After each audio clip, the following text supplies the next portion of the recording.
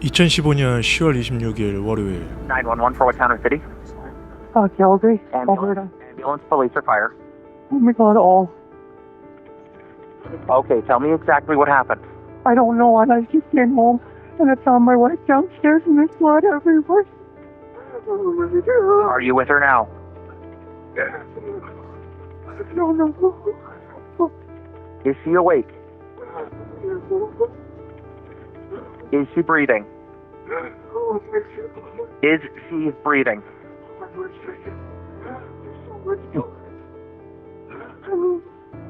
No, she's all. I'm sending help. I'm sending someone to assist you.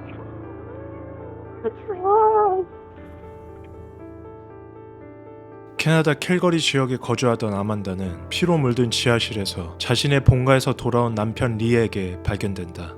911로 바로 신고한 남편. 곧바로 도착한 경찰은 리가 오열하며 설명한 지하실로 향하게 되었고, 그곳으로 향하는 계단 옆에는 빨랫감이 담긴 바구니 그리고 코가 부서진 채로 놓인 돼지 저금통이 보였고, 지하실 입구부터 이어진 엄청난 양의 혈흔을 따라 들어가 보니 벽을 향해 누워있는 아만다가 발견된다. 아만다는 머리 부위에 큰 부상을 입은 상태였고 파자마 하의는 무릎까지 벗겨진 상태. 경찰이 도착했을 때 이미 그녀는 사망해 있었다. This was the bloodiest scene I'd ever walked in on. Quite frankly, it was gruesome. Good afternoon. Police continue to investigate a suspicious death in the city's northeast. No one is in custody, though police are questioning the man that originally called police to the scene. It's what they found inside the home that makes them believe the death is suspicious. It was quite obvious that something really violent had occurred in that basement. She was covered in blood. Her clothes were covered in blood. There was blood on the walls. She had bruises in a lot of places, and it looked like she had been beaten. It wasn't a doubt that it was a homicide.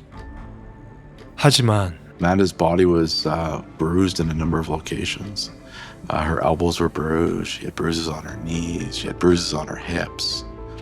But there was no reason for Amanda to have died except for the fact that she had lost so much blood.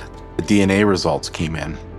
There wasn't one swab that came back attributed to anybody else but Amanda, including those passive drip stains. 결국 이 좁은 지하실에서 일어난 아만다의 사망 사건의 용의자는 잡히지 않는다. 6년 동안 거주하고 있었던 자신의 집 지하실에서 피투성이로 발견된 아만다. 그녀를 죽음으로 몰아넣은 진범은 대체 누구이고 이 잔인한 사건의 진상은 과연 무엇인가?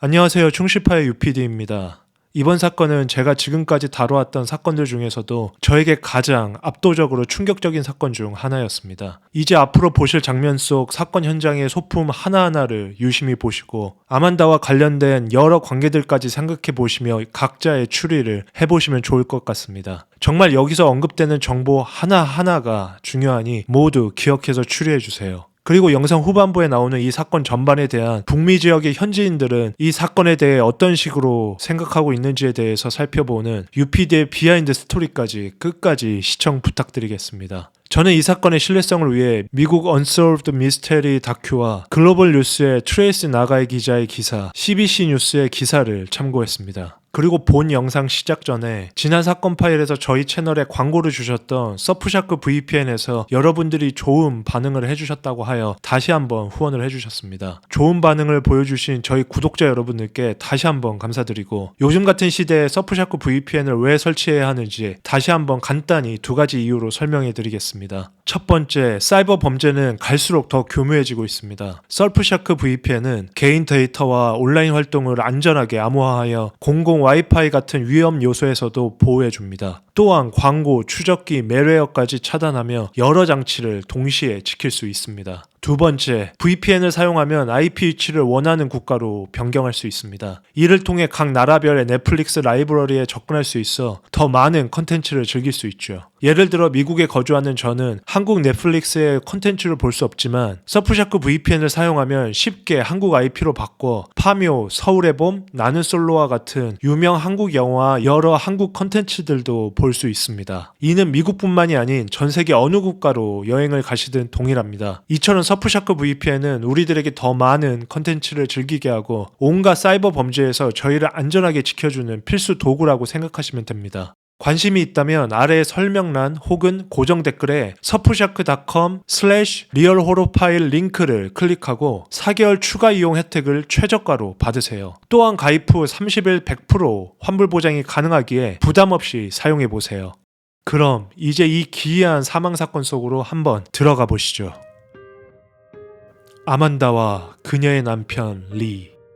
아만다는 1984년 6월 5일 캐나다 캘거리 엘버타에서 태어났고 친부모에게 버림받았던 그녀는 그녀의 나이 2살 때 한 화목한 가정으로 입양되어 옵니다. 그렇게 아만다는 세 형제 중 막내로 자라며 활기차고 예술적인 재능을 가진 사람으로 큽니다. 그리고 특유의 유머 감각으로 또래 친구들과도 매우 잘 어울리는 성격이었죠. 그녀는 항상 매우 유머스러운 사람이었고 은색 카우보이 부츠와 모자를 착용한 모습으로 친구들 사이에서 특히 유명했습니다. 그리고 커피를 무척 좋아해서 항상 큰 테이크아웃 컵을 들고 다니곤 했고 동물에 대한 사랑이 깊어 모두 유기동물이었던 2마리의 고양이와 1마리의 개를 입양해서 키우고 있었죠. 그리고 역시 그녀는 채식주의자이기도 했고 환경보호를 위해 친환경 제품만을 사용하려 노력한 사람이기도 했습니다. 아만다는 특히 남을 배려하는 마음이 깊었고 정의감이 강하며 옳다고 느끼는 일을 항상 실행에 옮기는 사람이었죠. 그리고 그녀는 20 초반의 나이 때부터 캘거리의 노숙자들을 위해 필수품이 가득 찬 백팩을 나눠주는 활동을 하기도 했는데 그곳에서 만난 친구의 소개로 현재의 남편 리를 만나게 됩니다. 그리고 그와 6년간의 교제 끝에 그녀의 나이 26세 때 리와 결혼하게 되죠. 결혼 후 그녀는 개인 청소업체 사업을 시작하고 없는 살림이었지만 남편 리와 열심히 살아갑니다. 하지만 그 둘의 결혼 생활은 결코 순탄치 않았습니다. 아만다와 달리 리는 그녀보다 좀 더 친구들과 파티를 좋아하는 사람이었고 제대로 된 직업이 없는 사람이었죠. 그녀는 집안의 경제적인 부분을 대부분 담당하게 되었고 가끔씩 너무 힘든 상황이 오면 자신의 친오빠들에게 하소연하듯 도움을 요청하기도 했습니다. 그런 집안 상황 때문인지 가끔씩 아만다와 리는 다투는 일이 많아졌고 그 둘의 가족들은 이 모든 상황들을 어느 정도는 알고 있었죠. How were things between Lee and Amanda? Any bad vibes from Lee as the older brothers? Yeah. I did have concerns about Lee. I think he loves her. Yeah. But I don't 100% trust him. Okay. I'm not saying that he did it, but I think he's very impulsive. He Okay. could be with his rage, I'm guessing. Okay. The husband is the blinking light when the wife has been found dead. You go to the washroom or something, you can just knock on the door and they'll come and get you. Okay. He was the person that found Amanda deceased and was central to trying to figure out who's responsible for her death. All right, just knock on the door if you need anything. Thank you.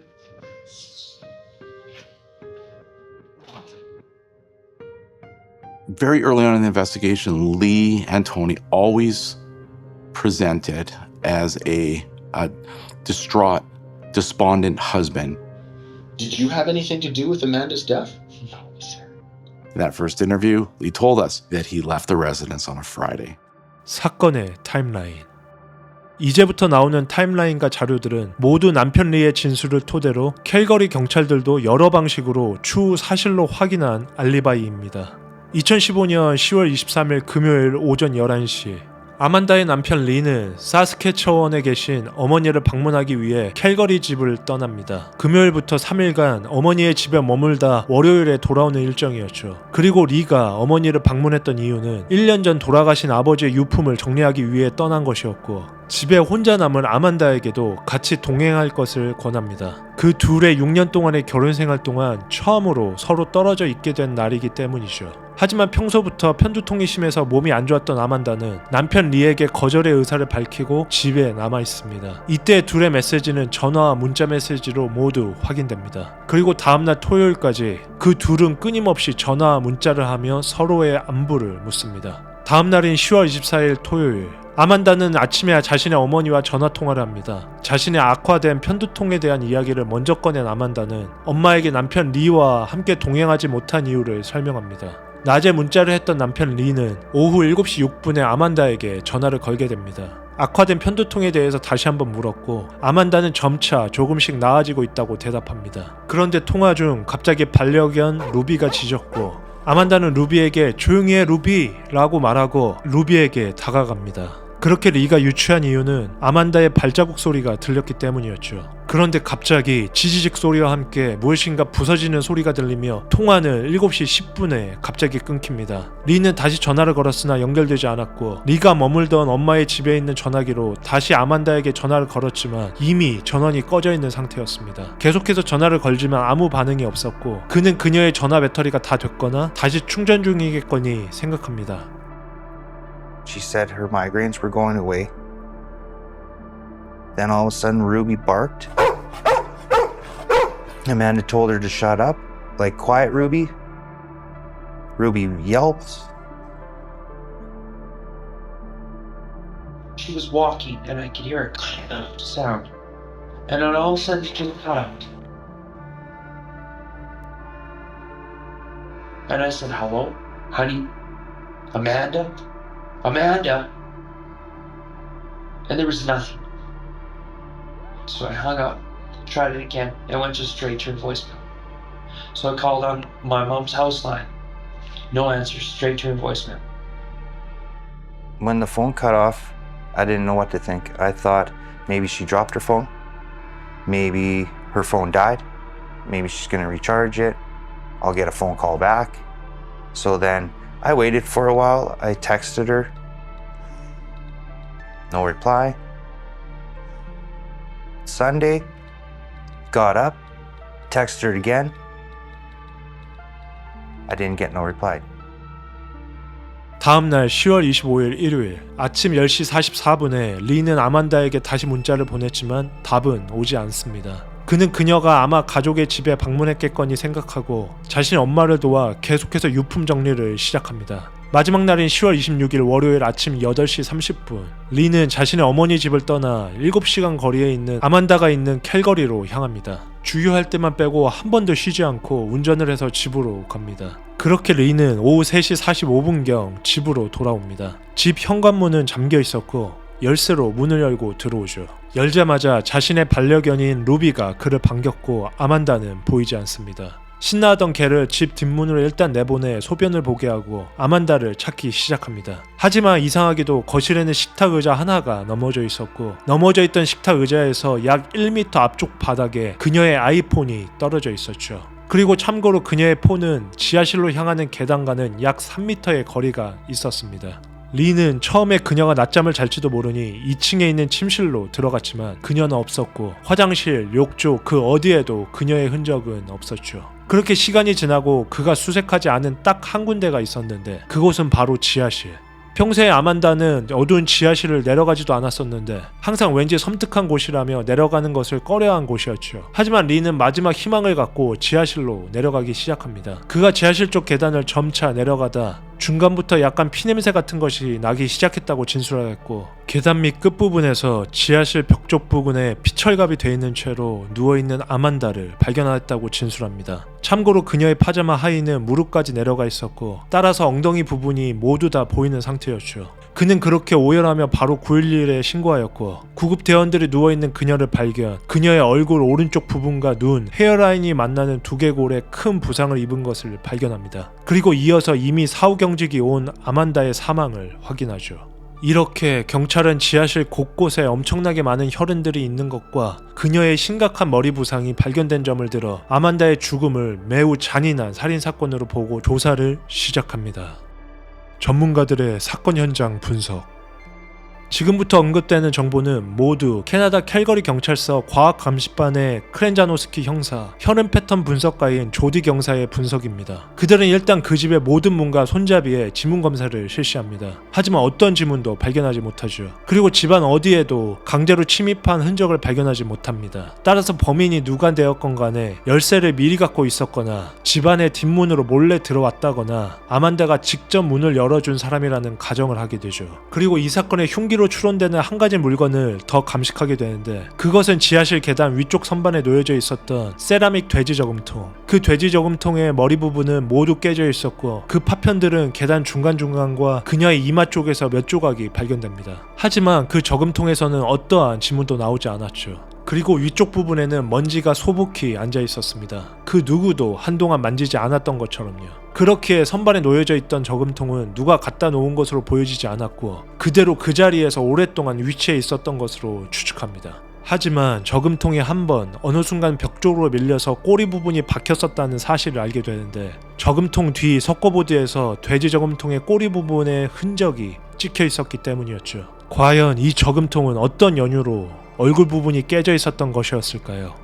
그러면 이제 다시 가장 중요한 지점, 지하실 바닥을 분석해보자면, 그녀가 사망한 혈액이 가득했던 지하실 바닥에는 감식반이 약 12개의 자국들을 발견하는데 대부분 손자국보다는 누군가의 발자국이었고, 그 발자국 중 2개는 계단 맨 아래쪽에 닿아 있었지만 그 계단 위로는 찍혀있지 않아 있었죠. 그리고 계단 맨 아래쪽에는 슬리퍼 2개도 발견됩니다. 추후 그 2개 모두 그녀의 슬리퍼로 확인되죠. 하지만 가장 미스터리하게도 그 많은 발자국 가운데에서도 누군가의 신발 발자국은 하나도 찍혀있지 않았던 것이었죠. 오로지 발견된 것은 누군가의 몇 개의 맨발 자국뿐. 그리고 어느 부분에서는 누군가 혈흔을 앞뒤로 왔다 갔다 바닥에 대고 문지른 흔적도 나옵니다. 이것을 본 경찰은 누군가 자신의 신발 자국을 없애려고 한 것이다 라는 추측을 세우게 되죠. 하지만 이상하게도 아만다 몸에 흉기를 막을 때 생기는 방어은이라고 말할 수 있는 것이 한 개도 없었습니다. 다만 그녀의 몸 여러 곳에 멍은 들어있었죠. 다리와 무릎 부분, 팔꿈치, 머리 부분에 말이죠. 그리고 이런 혈흔이 많이 분포되어 있는 살인 현장에서는 종종 범인의 혈흔으로 보이는 것도 발견이 되기도 하는데, 피해자와 싸우거나 도망갈 때 자신의 혈흔을 흘리고 가는 경우가 많기 때문이었죠. 그리고 혈흔 바닥을 좀 더 조사를 하다 특히 바닥에 갈색으로 방울이 맺혀있는 혈흔을 발견한 조디 경사는 이것이 아마 범인의 것으로 보인다는 가정을 내비치기도 합니다. 따라서 이 바닥 곳곳에 묻어있던 모든 혈흔들을 채취해 DNA 분석을 위해 연구소로 보내게 되고 경찰은 몇 주 동안 그 결과를 기다리게 됩니다. 사건의 용의자들. Said, "Do you know if she's alive?" And I said, "No." And she said, "Can you go back downstairs and see if she's alive?" And I didn't want to go back downstairs.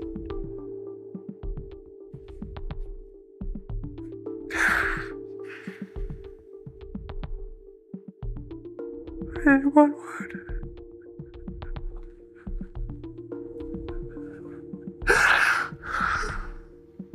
That was the hardest thing, man. I didn't know how to do it.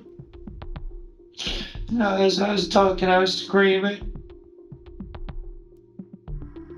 And as soon as I touched her, she was cold.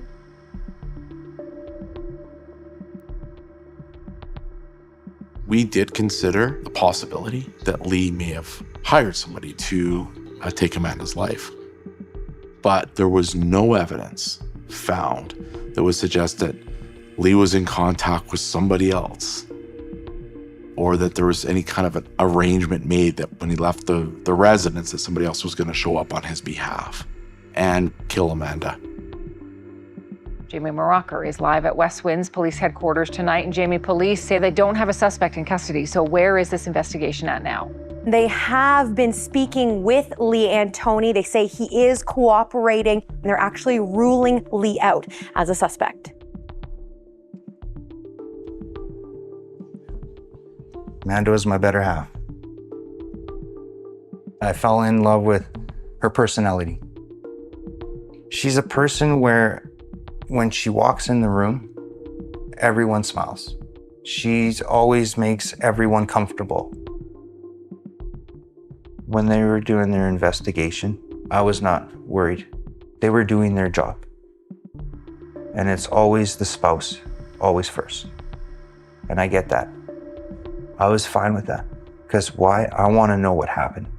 I want to know what happened to Amanda.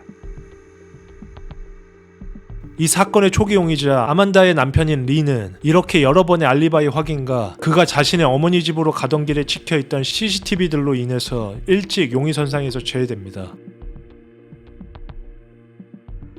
따라서 이제는 남편 리를 제외한 경찰의 용의선상에 올라왔었던 3명을 소개할까 합니다. 정확히 말하자면 1명은 특정이 되었고 나머지 2명은 특정조차 되지 않은 용의자들이었죠. 첫 번째, 아만다 리 부부는 그 당시 엘버타 캘거리 지역 내의 캐슬리지라는 동네에서 거주하고 있었는데요. 확실히 이 동네는 다른 지역에 비해 통계적으로 범죄율이 높은 곳이었죠. 그리고 종종 집 뒷마당으로 누군가 들어와 여러 물건들을 훔쳐 달아나는 곳이기도 했었습니다. 따라서 경찰은 혹시나 집의 뒷문으로 예전부터 아만다를 흠모해왔던 한 스토커가 침입한 후 그녀를 해쳤을 수도 있다는 가정을 하기 시작했고 그 집 주변에 있던 이웃들을 탐문해 조사를 하기 시작합니다. 그리고 실제로 그녀의 마지막 통화가 끊겼던 토요일 저녁 6시 30분에서 7시 사이에 어느 한 이웃이 아만다 집 쪽에서 개가 매우 짖는 소리를 들었다고 진술합니다. 하지만 이전 부분에서 조사를 했다시피 이 집으로 누군가 침입해서 그녀를 해쳤다는 증거는 어디에도 발견되지는 않습니다.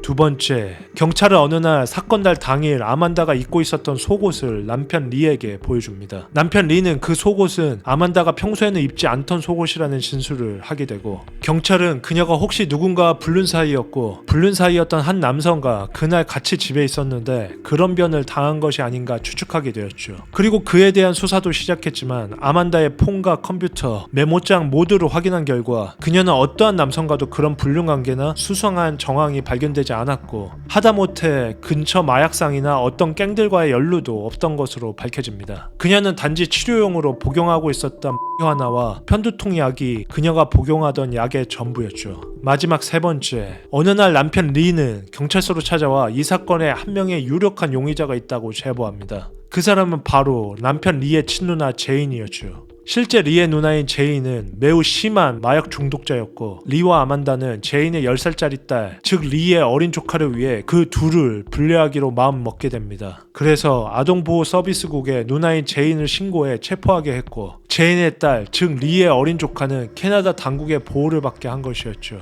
이 사건 이후 제인은 출소하자마자 자신의 동생 리와 리의 부인 아만다에게 매일 20번 이상 전화를 걸어 딸의 소재를 묻거나 소리를 치며 화를 냅니다. 또한 제인은 아만다에게도 직접적으로 해치겠다는 협박을 한 적이 있었는데 아만다는 그 협박을 매우 두려워했었다며 아만다의 오빠인 앨런이 직접 들었었다고 진술하기도 합니다. 그렇게 경찰은 리의 누나였던 제인이 자신이 직접 집에 침입해 그녀를 해쳤거나 아니면 누군가를 사주해 그녀를 해쳤을 가능성을 두고 수사를 펼치게 되죠.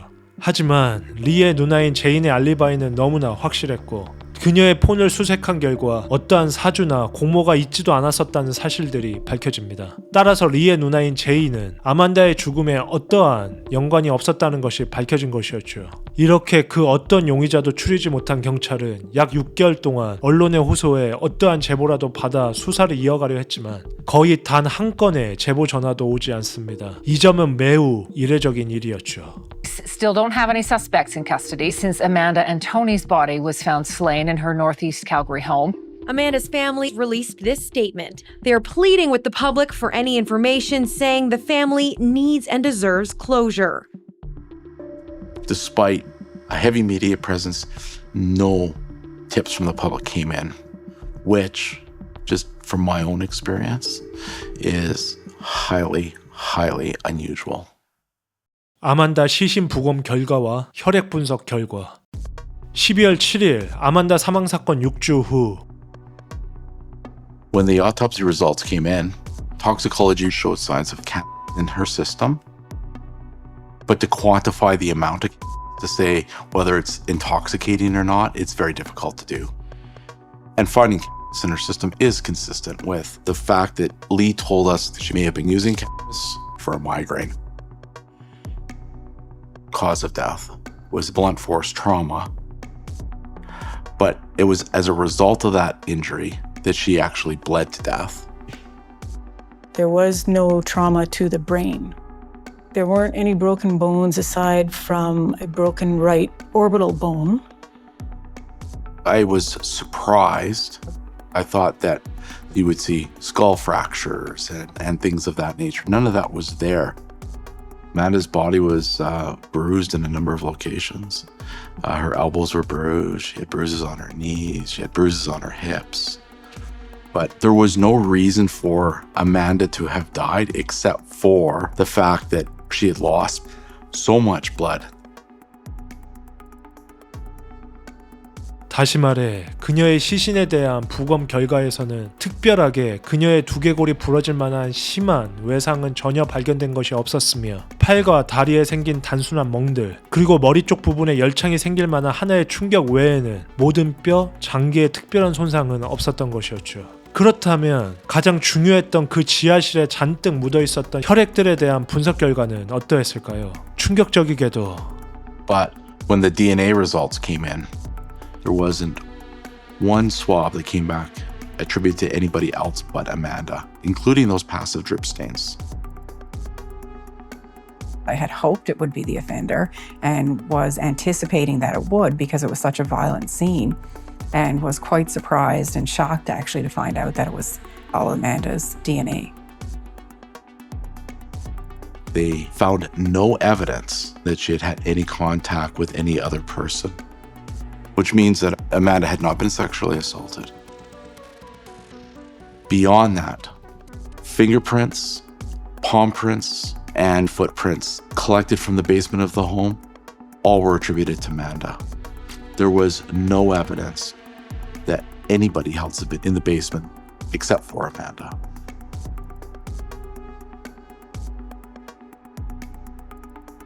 다시 말해서 아만다 사망 현장에서 발견된 혈액 모두는 아만다의 것이었고 다른 사람의 DNA는 전혀 발견되지 않았던 것이었습니다. 손바닥, 발바닥, 전에 언급한 갈색 핏방울까지 모두 아만다 것이었죠. 심지어 성폭행을 당했다는 증거도 발견되지 않았으며 그 지하실 안에 아만다를 제외한 다른 사람이 있었다는 증거는 전혀 찾을 수가 없었습니다. 그럼 도대체 이 사건의 진실은 무엇이었을까요? 캘거리 경찰은 1년 반 동안 더 진행된 수사 동안 생체 역학과 행동과학 전문가들의 자문을 동시에 받게 됩니다. 도저히 그들의 상식선에서는 설득이 되지 않았기 때문이었죠. 그렇게 거의 2년 동안 그들이 찾은 증거와 관계들을 토대로 내린 마지막 결론은 바로 그녀 스스로 어떠한 우연들이 겹쳐진 사고사일 수 있다라는 것이 그들의 결론이었습니다. 이 사건의 자문을 맡은 생체역학 전문가들은 아만다의 연령대의 여성에게는 매우 드문 일이지만 그녀의 사건이 독채 하우스가 많은 북미 쪽 집에서 가끔씩 일어나고 있고 실제로 일어날 수도 있는 계단 추락 사고와 일치하다는 결론을 내립니다. Found that, although very rare for a woman of Miss Antoni's age, the type of injuries that Amanda suffered were consistent in the literature for accidental stair falls. And so we had to look at the possibility that this was just a tragic accident. And if it's an accident, how that happened.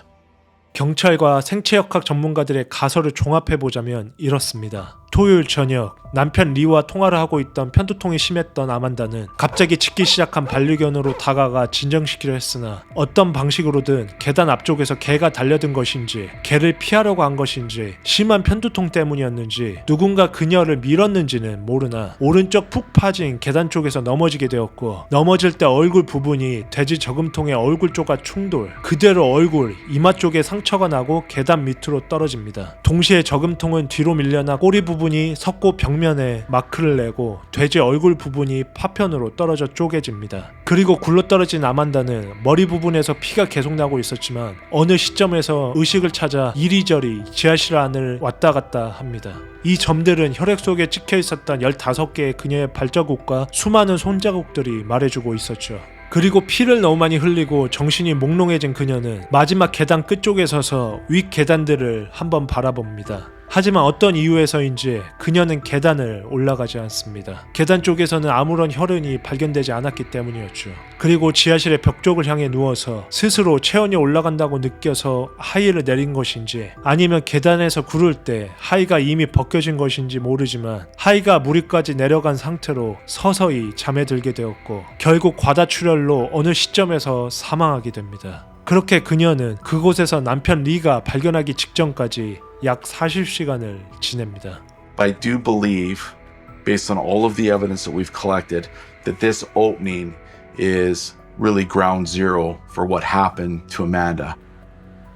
Is it possible that Amanda tripped over the dog and fell down the stairs? It's possible. What we do know from examining this opening, there was an impact that occurred where Amanda came through this space, struck the pig, and the pig was driven into the back of the wall. We know that because behind the piggy bank, a small divot was left in the drywall. But what nobody can ever say with 100% certainty is that did she fall down the stairs, or could somebody have pushed her down those stairs? 하지만 아직까지 경찰들도 설명을 할 수 없는 부분들이 많습니다. 첫 번째로는 계단에서 3m 정도 떨어져 있었던 곳에 의자가 쓰러져 있더라던가 그 앞 1m 부근에 그녀의 폰도 엎어져 바닥에 떨어져 있던 점은 아직도 설명하기 어렵습니다. 그리고 그녀가 계단 쪽으로 굴렀다면 계단 바로 앞쪽에 위치해 있었던 빨래 바구니는 왜 넘어지지 않았는지, 돼지 저금통이 그 정도 충격이면 떨어질 수도 있었을 텐데 그대로 올려져 있었다든지, 이런 질문들은 아직 해소되지 않았죠. 두 번째는 저는 이 점이 가장 이상하다고 느끼는 것이, 그녀가 키우고 있었던 반려견 루비, 검은색 레브라도 리트리버가 어째서 그녀를 도우러 지하실로 내려가지 않은 것인지. 보통 반려견들은 주인이 어려움을 겪고 있거나 도움이 필요하게 되면 무조건 달려오는 것이 당연한데 그날 루비의 발자국은 지하실 어디에도 찍혀있지 않았다는 점입니다. 개도 그녀가 지하실로 굴러 떨어지는 것을 보았을 텐데 말이죠. 혹시 개가 내려가는 것을 못하게 한 또 다른 한 사람이 있었던 것일까요? 앞선 부분에서도 나왔다시피 그날 아만다 집의 이웃들은 루비가 다른 날과 달리 무척이나 짖고 있었다고 진술하기도 했죠. 결국 그녀의 최종 사인은 과다출혈이었지만 출혈이 일어나기까지의 원인은 판단할 수 없음으로 사건이 종결됩니다. 여러분들의 생각은 어떠신가요? 그녀는 불운으로 겹쳐진 사고를 당해 사망한 것일까요? 아니면 뒷문으로 들어온 누군가에 의해 살해당한 것일까요? 이제 저희는 앞선 이 사건을 모두 지켜본 캐나다와 미국 현지인들의 개인적인 의견들을 한번 들어보려 합니다. UPD의 비하인드 스토리. One thing I know for certain, there was a point in time in that basement where Amanda stood at the base of those stairs because of the bloody footprints seen on the floor. She was right here. Why did she not make the ascent back up the stairs? I will, to this day, never really truly understand, because she was capable of it.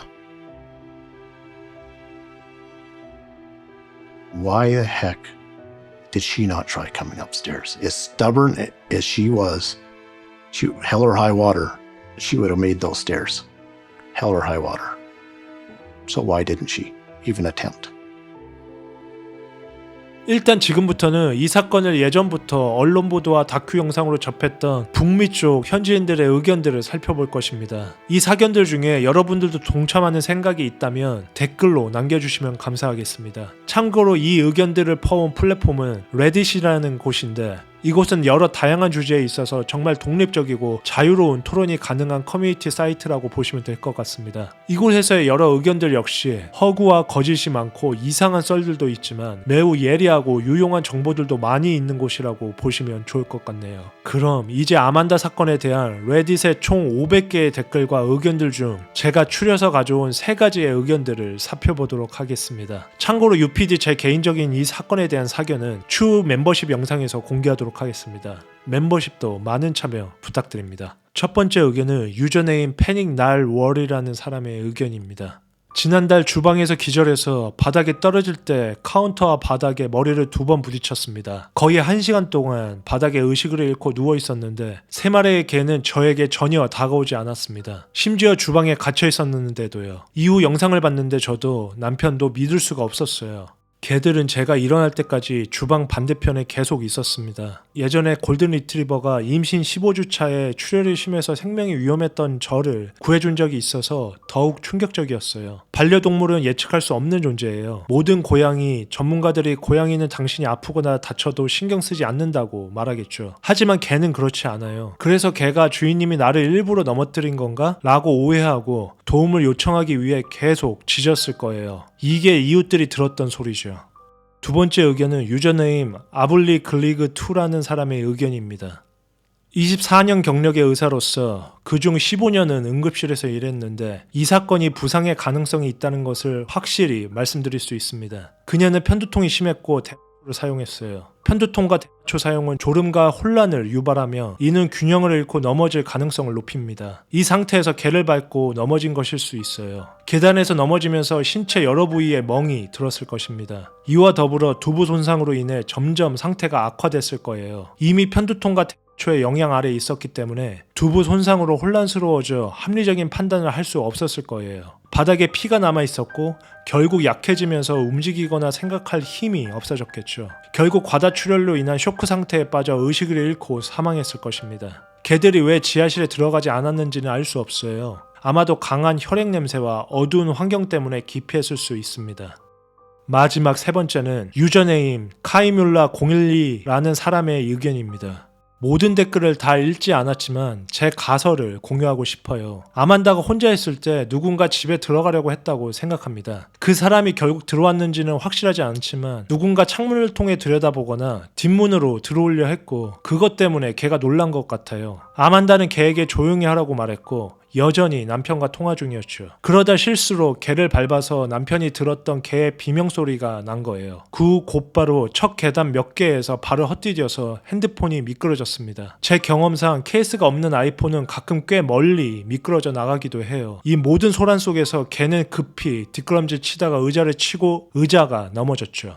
아만다는 첫 몇 개의 계단을 굴러 내려가면서 돼지저금통에 머리를 부딪혔고 나머지 계단을 내려가면서 멍이 들고 허리띠가 느슨해진 바지가 흘러내린 것 같아요. 집에서 편하게 입던 옷이었을 테니 헐렁한 옷을 입고 있었겠죠. 그녀는 일어났고 머리 상처에서 피가 흐르기 시작했어요. 계단 아래에 서 있었고 아마도 누군가 집에 들어왔다고 생각해 위층으로 올라가지 않았겠죠. 또 핸드폰도 가지고 있지 않았습니다. 며칠간 편두통이 있었던 상태에서 낙상 후에 더 심한 두통을 겪으면서 생각이 맑지 않았고 결국 통증이 가라앉기를 기다리며 그냥 누웠다가 과다출혈로 사망했을 거예요.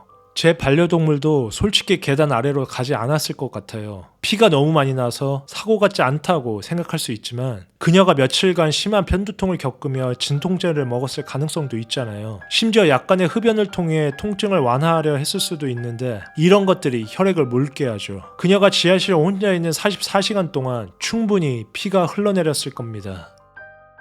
이렇게 이 모든 의견들을 들은 여러분들의 미스테리한 사건의 결론은 무엇인가요? 그날 아만다의 집에서는 도대체 어떤 일들이 벌어졌던 것일까요? 캐나다 캘거리 경찰은 아직도 그날의 목격자를 찾고 있습니다. Is she awake? Is she breathing? Is she breathing? It's been 8 years since Amanda passed away. It changes a person, especially losing the love of your life, one that you always thought that you could grow old with.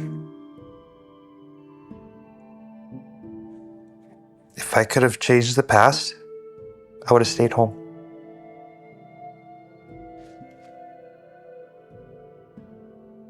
Because then she'd still be here. 다음 사건이 궁금하시다면 구독, 좋아요, 알림 설정 부탁드리겠습니다.